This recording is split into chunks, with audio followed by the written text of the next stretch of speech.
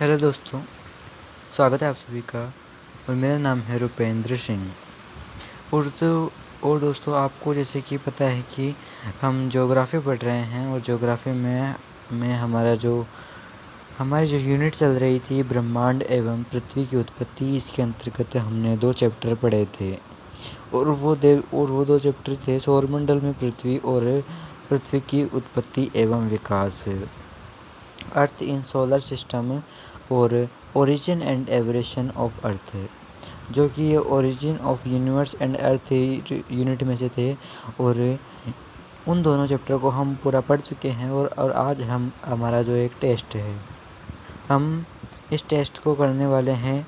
ये हमारा पहला टेस्ट है और इस टेस्ट में जितने भी जो क्वेश्चन होंगे वो उन्हीं चैप्टरों में से होंगे जो हमने पढ़ा था, जो पीडीएफ थी, जो स्लाइड आई थी, उन्हीं में से होंगे। तो चलिए शुरू करते हैं आज के इस टेस्ट को। आगे बढ़ते हैं। जैसे कि आपको पता है कि हमारा जो ये चैप्टर है उसका नाम है ब्रह्मांड। जो यूनिट है उसका नाम ब्रह्मांड की उत्पत्ति एवं विकास, ब्रह्मांड एवं पृथ्वी की उत्पत्ति। चलिए आगे बढ़ते हैं।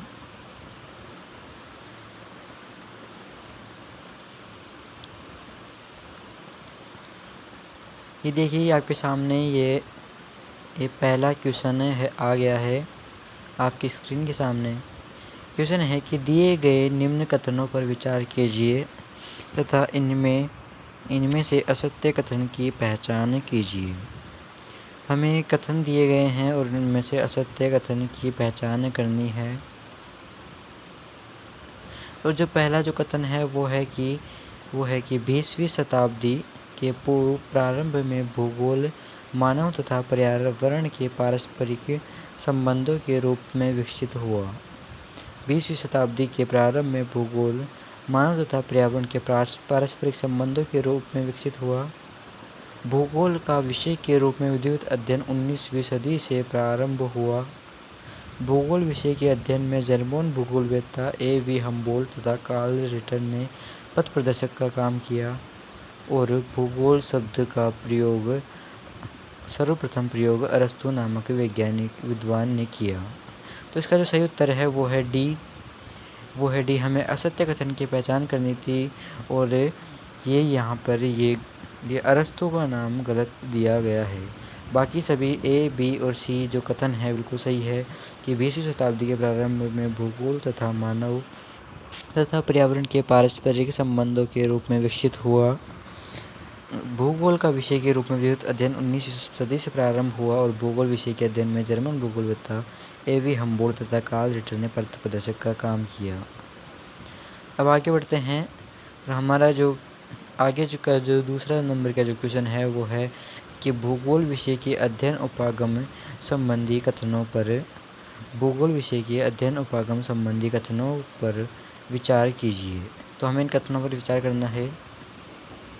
तो विषय वस्तुगत भूगोल के उपागम को अलेक्जेंडर वॉन हम्बोल्ट द्वारा परिवर्तित किया गया।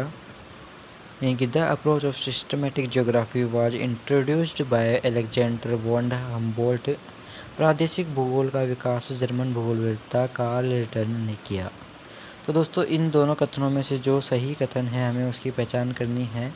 तो दोस्तों, ये दोनों ही कथन सही है। तो देखते हैं हमारे जो ऑप्शन में है वो क्या दिया गया है। जब हम ऑप्शन को देखते हैं तो है कि केवल एक सही है, केवल 2, 1 और 2 दोनों, या फिर न तो 1 और न ही 2। तो दोस्तों, इसका जो सही उत्तर है वो है option number C. Option number C इसका सही उत्तर है। और उससे तीसरा जो क्वेश्चन है वो है कि निम्न कथनों पर विचार कीजिए और उनमें असत्य कथनों की पहचान कीजिए। हमें जो 4 कथन दिए गए हैं इनमें से असत्य कथन की पहचान करनी है। पहला जो कथन है वो है कि आधुनिक समय में ब्रह्मांड की उत्पत्ति के संबंध में सर्वमान्य सिद्धांत बिग बैंग सिद्धांत है। तो दोस्तों, आधुनिक समय में ब्रह्मांड की उत्पत्ति के संबंध में सर्वमान्य सिद्धांत बिग बैंग सिद्धांत है। तो ये तो बिल्कुल सही कथन है। हमें असत्य कथन की पहचान करनी है। और जो अगला कथन है वो है ब्रह्मांड का विस्तार संबंधी प्रमाण एडविन हब्बल ने दिया। अब सी कथन को देखें तो सी में दिया गया है कि होयल ने ब्रह्मांड के संकुचन संबंधी अवधारणा को प्रस्तुत किया। और डी है उपयुक्त सभी। तो इसका जो सही उत्तर है वो है सी, क्योंकि इनमें जो सी में है, जो सी ऑप्शन है कि होयल ने ब्रह्मांड की संकुचन संबंधी अवधारणा को प्रस्तुत किया, ये कथन बिल्कुल गलत है। तो चलिए अब आगे बढ़ते हैं हमारे चौथे क्वेश्चन की तरफ। और हमारा चौथा क्वेश्चन है कि खगोलीय पिंडों के संबंध में कौन सा कथन सही नहीं है। कि खगोलीय पिंडों के संबंध में कौन सा कथन सही नहीं है। हमें दो कथन दिए गए हैं, हमें ज्ञात करना है कि इनमें कौन सा कथन सही नहीं है। अंतरिक्ष में सप्तऋषि मंडल की सहायता से ध्रुव तारे की स्थिति को देखा जा सकता है। The position of the pole star can be seen in space with the help of the big deeper. और ध्रुव तारा एक गतिशील तारा होता है जो अंतरिक्ष में भ्रमण करता रहता है। इसके जो ऑप्शंस की बात करें तो पहला ऑप्शन है केवल एक, केवल दो। सी है केवल एक और दो। और जो डी है वो है न तो एक और न ही दो। तो इसमें जो उत्तर जो सही है वो है केवल। हमें सही नहीं यानी कि असत्य कथन की पहचान करनी है, इसलिए इसका जो सही उत्तर है वो है केवल दो। क्योंकि हमें पता है कि ध्रुव तारा एक निश्चित जगह पर रहता है, स्थिर रहता है, वो गतिशील नहीं होता है। इसलिए ये जो कथन जो कहा गया है कि ध्रुव तारा गतिशील तारा होता है जो अंतरिक्ष में भ्रमण करता है, ये कथन बिल्कुल गलत है। तो हमारा ऑप्शन नंबर बी है वो सही उत्तर हो जाएगा। और ये पहला जो कथन है कि अंतरिक्ष में सप्तऋषि मंडल की सहायता से ध्रुव तारे की स्थिति को देखा जा सकता है, ये कथन बिल्कुल सही है। अब आगे बढ़ते हैं। आगे बढ़ने से पहले आप यहाँ पे देख सकते हो कि द बिग डी, इसके बारे में लिखा हुआ है कि द बिग डीपर और the plough is large asterism consisting of 7 bright stars of the constellation Ursa Major. अब आगे वाले क्वेश्चन की तरफ बढ़ते हैं। जो हमारा जो पांचवा क्वेश्चन है कि आकाशगंगा के संबंध में कौन सा कथन सही है। Which statement is correct regarding the Milky Way. तो आकाशगंगा के संबंध में दो कथन दिए गए हैं। वो है कि आकाशगंगा का विस्तार इतना अधिक है कि उनकी दूरी प्रकाश वर्ष में मापी जाती है।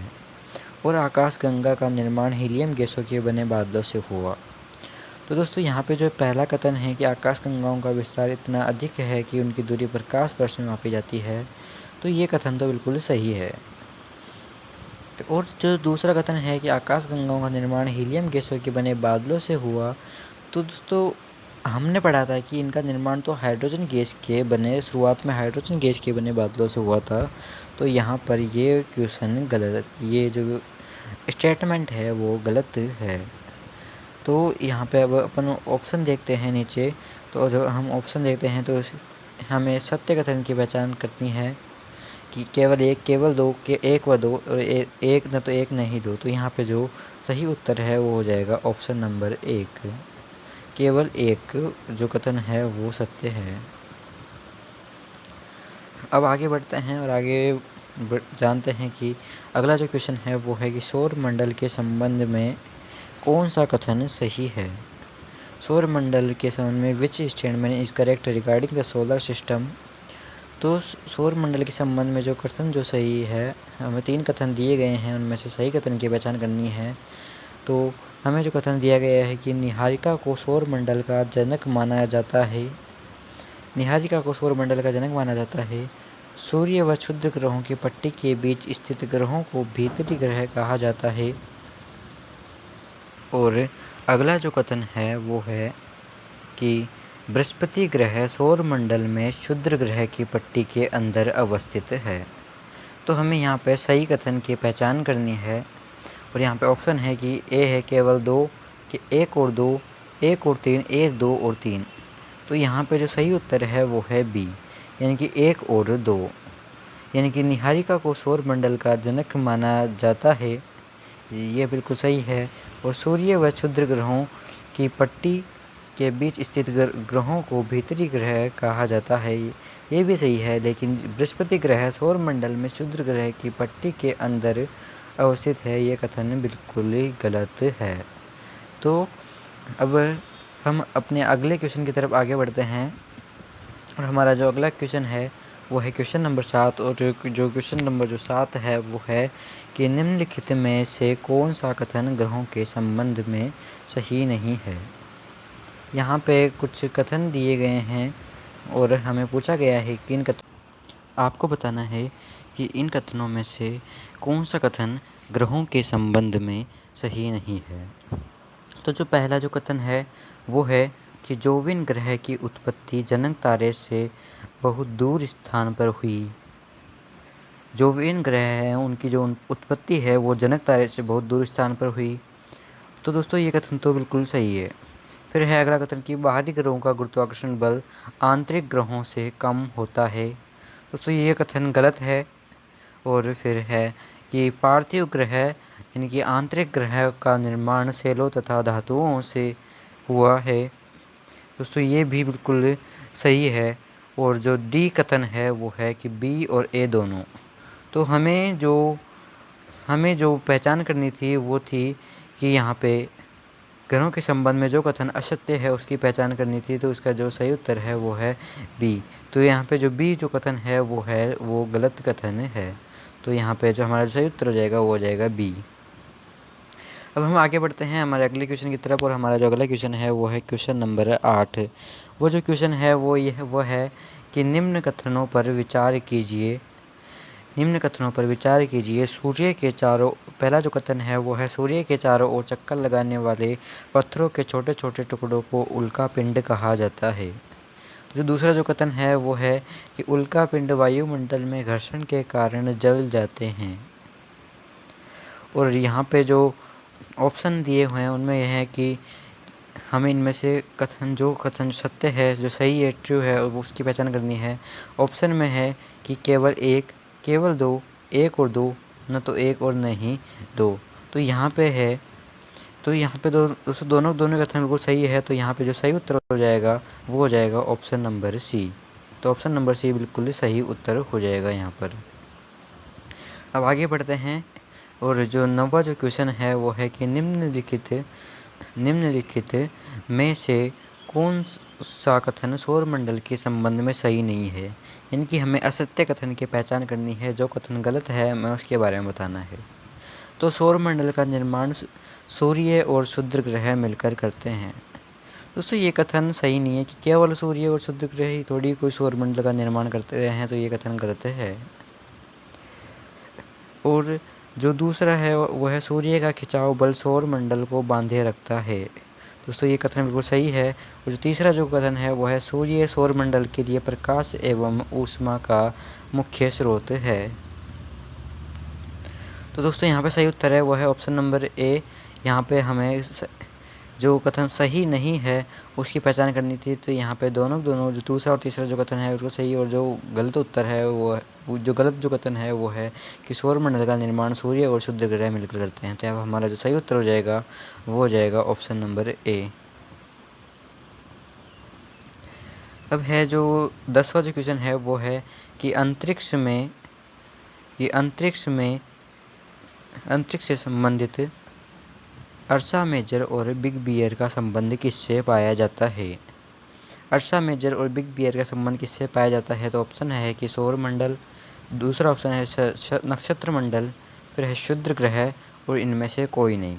तो दोस्तों इनमें से आपका उत्तर क्या होगा जल्दी से बताइए। तो दोस्तों इनमें से जो सही उत्तर होगा वो होगा नक्षत्र मंडल। तो यानी कि ये जो नक्षत्र मंडल जिसे हम तारा मंडल भी कहते हैं उससे संबंधित है दोनों शब्द अर्सा मेजर और बिग बियर। अब आगे बढ़ते हैं, और हमारा जो अगला जो क्वेश्चन है वो है 11वां क्वेश्चन। और 11वां क्वेश्चन है कि निम्न कथनों पर विचार कीजिए। Consider the following statement. तो हमें पहले इन स्टेटमेंट को ध्यान से पढ़ना है। तो वो स्टेटमेंट जो है वो है, पहला जो स्टेटमेंट है वो है कि शुक्र ग्रह का सूर्य के चारों ओर परिक्रमण काल मंगल ग्रह के परिक्रमण काल से अधिक है। शुक्र ग्रह का, वापस से पढ़ते हैं कि शुक्र ग्रह का सूर्य के चारों ओर परिक्रमण काल मंगल ग्रह के परिक्रमण काल से अधिक है। और दूसरा जो कथन है वो है मंगल और बृहस्पति ग्रहों के बीच क्षुद्र ग्रह की पट्टी पाई जाती है। जो तीसरा जो कथन है कि बुध, शुक्र तथा शनि ग्रह अधिक घनत्व वाले ग्रह हैं। तो इनमें से जो सही हमें जो ऑप्शन दिए हुए हैं वो हैं कि एक और दो, दो और तीन, और एक और तीन, केवल एक। हमें जो कथन असत्य है उसकी पहचान करनी है। तो यहाँ पे जो गलत जो कथन है वो है केवल वो है एक और तीन, केवल एक और तीन जो है वो गलत कथन है। यहाँ पे जो बी जो कथन है कि मंगल और बृहस्पति ग्रहों के बीच क्षुद्र ग्रह की पट्टी पाई जाती है, बस ये वाला कथन ही बिल्कुल सही है। तो हमारा सही उत्तर हो जाएगा ऑप्शन नंबर सी। आगे बढ़ते हैं हमारे अगले क्वेश्चन की तरफ। और जो हमारा अगला क्वेश्चन है वो है कि सौर मंडल के वे दो ग्रह कौन से हैं जिनका परिक्रमण अन्य ग्रहों की तुलना में विपरीत दिशा में पाया जाता है। दोस्तों, जैसे कि आपको पता है कि ये सब कुछ हम वीडियो में पढ़ चुके हैं, और मैंने आपको वीडियो में के माध्यम से जो हमारी जो क्लास हुई थी उसके माध्यम से मैंने आपको बताया था कि दो ऐसे ग्रह हैं जो कि बाकी ग्रह तो पश्चिम से पूर्व की तरफ घूमते हैं, और दो ऐसे ग्रह हैं जो कि पूर्व से पश्चिम की तरफ घूमते हैं। तो दोस्तों, आपको उन दो ग्रहों के बारे में बताना है। जब हम ऑप्शन देखते हैं तो हमें पता चलता है कि ये देख सकते हैं आप ऑप्शन की, आपको इनमें से बताना है कौन से दो ग्रह हैं जो कि विपरीत दिशा में घूमते हैं। तो जो पहला जो ऑप्शन है वो है कि बृहस्पति और बुध और बृहस्पति। दूसरा जो ऑप्शन है कि शुक्र और शनि। तीसरा है बृहस्पति और नेपच्यून। और जो अगला है वो है शुक्र और यूरेनस। तो दोस्तों, इसका जो सही उत्तर हो जाएगा वो हो जाएगा शुक्र और यूरेनस। तो शुक्र और यूरेनस इसका सही उत्तर हो जाएगा। जो शुक्र और यूरेनस है जो कि विपरीत दिशा में घूमते हैं। इसके बारे में दिया हुआ भी है, ये देख सकते हो आप कि जो ये ग्रह हैं वो कितने डिग्री एंगल पर झुके हुए हैं, ये भी आप यहाँ पे देख सकते हो। ये जो मरकरी है वो 0 डिग्री एंगल पर झुका हुआ है। फिर है वेनस जो कि 177 डिग्री पर झुका हुआ है। अर्थ जो कि 23.5 degree. Mars 25 degree. Jupiter 3 degree और सैटर्न 27 डिग्री। और जो ये यूरेनस है वो 98 डिग्री, और जो नेपच्यून है वो 28 डिग्री। आप यहाँ पे देख सकते हो। और every planet in our solar system except for Venus and Uranus rotates counterclockwise as seen as above the North Pole। और दोस्तों, जो अगला जो क्वेश्चन है हमारा वो है 13वां क्वेश्चन। और जो 13वां क्वेश्चन है वो है कि सौर मंडल से संबंधित निम्न कथनों पर विचार कीजिए। तो हमें पहले कथन को पढ़ना है। कथन पर ध्यान देते हैं। जो हमारा जो पहला जो कथन है वो है कि सौर मंडल के ग्रह वृत्ताकार आकार के पथ का अनुसरण करते हुए सूर्य की परिक्रमा करते हैं। दूसरा जो कथन है कि सौर मंडल में सबसे दूर यूरेनस ग्रह अवस्थित है। और तीसरा कथन है कि सौर मंडल का सबसे बड़ा तथा सबसे छोटा ग्रह क्रमशः शनि एवं शुक्र है। तो अब इनमें से हमें असत्य कथन की पहचान करनी है। जो कथन गलत है हमें उसकी पहचान करनी है। तो अब इनमें से जो देखते हैं कि जो असत्य कथन कौन सा है। तो पहला तो कथन है कि सूर्यमंडल के ग्रह वृत्ताकार आकार के पथ का अनुसरण करते हैं। तो दोस्तों, ये कथन तो बिल्कुल गलत है, क्योंकि ग्रह वृत्ताकार पथ का अनुसरण नहीं करते, वो एक दीर्घ वृत्ताकार पथ का अनुसरण करते हैं। और इसमें दूसरा ऑप्शन है कि सौरमंडल में सबसे दूर यूरेनस ग्रह अवस्थित है। सबसे दूर दोस्तों यूरेनस नहीं है, सबसे दूर नेपच्यून है। तो ये कथन भी गलत हो गया। तीसरे कथन की तरफ देखते हैं ना। सौरमंडल का सबसे बड़ा और सबसे छोटा ग्रह क्रमशः शनि एवं शुक्र है। दोस्तों, सबसे बड़ा ग्रह तो बृहस्पति है। और दोस्तों, यहाँ पे मतलब कि ये गलत दिया हुआ है, तो ये वाला कथन भी गलत हो गया। तो तीनों के तीनों ही गलत कथन है और हमें गलत कथन की ही पहचान करनी थी। तो हम आगे बढ़ते हैं और ऑप्शन देखते हैं। ऑप्शन में है कि ए केवल 2, बी 1 और 3, सी 1, 2 और 3, डी 1 और 2। तो यहाँ पर सही उत्तर हो जाएगा वो हो जाएगा कि डी और यहाँ पे सी 1, 2 और 3 तीनों के तीनों कथन है जो कि गलत उत्तर है।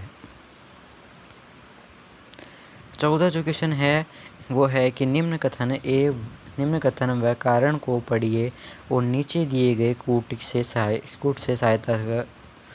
की सहायता से सही उत्तर का चयन कीजिए। तो हमें ये कथन और कारण को आप यहाँ पे सही से पढ़ लीजिए, फिर हमें जो इसका उत्तर देना है। तो यहाँ पे जो कथन है वो है कथन है जो है कि इस पृथ्वी द्वारा सूर्य की परिक्रमा की समयावधि की तुलना में मंगल ग्रह द्वारा सूर्य की परिक्रमा की समयावधि कम है। दोस्तों ऐसा कथन दिया हुआ है और जो यहाँ पे दोस्तों यहाँ पे कारण आएगा, ये कथन यहाँ पे गलत दिया हुआ है तो यहाँ पे कारण आएगा। तो कारण है कि मंगल ग्रह का व्यास पृथ्वी के व्यास की तुलना में कम है। मंगल ग्रह का व्यास पृथ्वी के व्यास की तुलना में कम है। तो दोस्तों यहाँ पे जो ऑप्शन दिए हुए हैं वो हैं कि ए और आर दोनों सही है तथा आर ए की सही व्याख्या करता है। ए और आर दोनों सही है परंतु आर ए की सही व्याख्या नहीं है। ए सही है किंतु आर गलत है और ए गलत है किंतु आर सही है।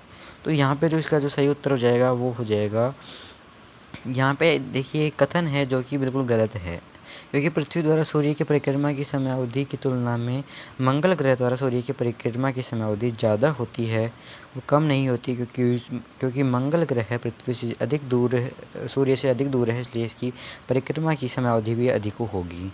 और जो कारण है मंगल ग्रह का व्यास पृथ्वी के व्यास की तुलना में कम है, क्योंकि मंगल ग्रह पृथ्वी से छोटा है, इसलिए ये बिल्कुल सही है। तो यहाँ पे जो सही उत्तर हो जाएगा वो हो जाएगा ऑप्शन डी। ए गलत है किंतु आर सही है। तो यहाँ पे सही उत्तर हो जाएगा ऑप्शन नंबर डी। अगला जो क्वेश्चन है वो है कि इंटरनेशनल एस्ट्रोनॉमिकल यूनियन द्वारा वर्ष 2006 में दी गई एक परिभाषा के अनुसार निम्नलिखित में से कौन सा एक ग्रह नहीं है। दोस्तों मैंने आपको बताया कि ताकि पहले 9 ग्रह थे, लेकिन 2006 में अगस्त 2006 में एक इंटरनेशनल एस्ट्रोनॉमिकल जो यूनियन थी, इसकी एक मीटिंग हुई थी। उसमें एक ग्रह को ग्रहों की श्रेणी से हटाकर बोने ग्रहों की श्रेणी में डाल दिया गया था और वो एक ग्रह उस हटाने के बाद केवल 8 ही ग्रह बचे थे। तो आपको बताना है कि वो ग्रह कौन सा था। तो यहाँ पे जो ऑप्शन है वो है कि यूरेनस। पहला जो ऑप्शन है वो है कि यूरेनस, फिर है नेपच्यून, फिर है प्लूटो, फिर है जुपिटर। तो आपको बताना है कि कौन सा वाला ग्रह था। तो दोस्तों इसका जो सही उत्तर है वो हो जाएगा प्लूटो। तो प्लूटो को अगस्त 2006 में इसको ग्रहों के श्रेणी से हटा दिया गया था, क्योंकि ये जो ग्रहों के जो 3 जो पैरामीटर जो तय किए थे कि किसी पिंड को ग्रह होने के लिए जो पैरामीटर तय किए थे उनका पालन ये दो का तो पालन करता था, लेकिन जो तीसरा जो पैरामीटर था उसका पालन नहीं करता था। तो दोस्तों आज की इस वीडियो में बस इतने ही। ये 15 क्वेश्चन है। बाकी के जो अगले क्वेश्चन है वो अगले हम वीडियो में करेंगे, वो भी इसी चैप्टर से रिलेटेड होंगे। जो पहले आए हुए क्वेश्चन है वही होंगे। तो दोस्तों आपने इन 15 क्वेश्चन में से कितनों क्वेश्चंस का सही उत्तर दिया कमेंट में ज़रूर लिखें। कमेंट में बताएं कि आपको इन 15 क्वेश्चंस में से कितने क्वेश्चन आते थे और अपना स्कोर कमेंट बॉक्स में ज़रूर लिखें। तो दोस्तों आपको कैसा लगा ये वीडियो? अगर वीडियो अच्छा लगा हो तो वीडियो को लाइक कीजिए और दोस्तों चैनल को सब्सक्राइब ज़रूर कीजिए। और दोस्तों इस वाले वीडियो को आप ज़्यादा से ज़्यादा शेयर ज़रूर कीजिए, क्योंकि वीडियो को शेयर वही करता है जो दूसरों की केयर करता है। इसलिए आप इस वाले वीडियो को ज़्यादा से ज़्यादा शेयर ज़रूर करें। तो दोस्तों आपका इस वीडियो को पूरा देखने के लिए धन्यवाद। और हम अगले वीडियो में अगले जो क्वेश्चन हैं उनके बारे में जानेंगे। तब तक के लिए धन्यवाद।